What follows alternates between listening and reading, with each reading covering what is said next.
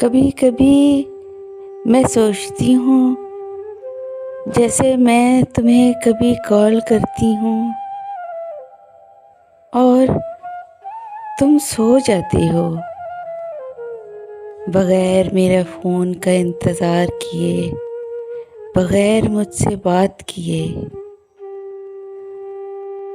तो दिल में एक शिद्दत से ख्वाहिश पैदा होती है कि कभी तुम भी मुझे कॉल करो और मैं भी तुम्हें इसी तरह सोती हुई मिलूं, आराम से बेफिक्र तुम्हारी तरह सो जाऊं।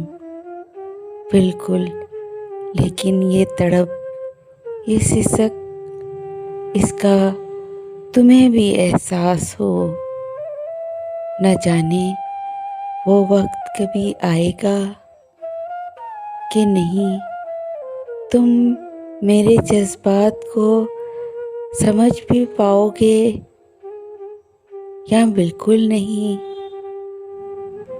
तुम्हें एहसास तब होगा जब तुम्हें भी मोहब्बत हो जाएगी और मैं तब सो जाऊंगी।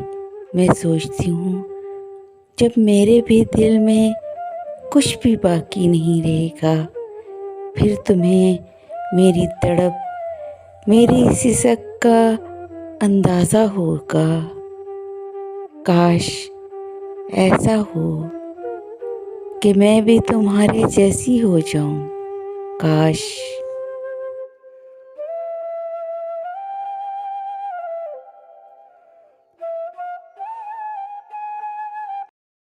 Please subscribe my channel and press the bell icon.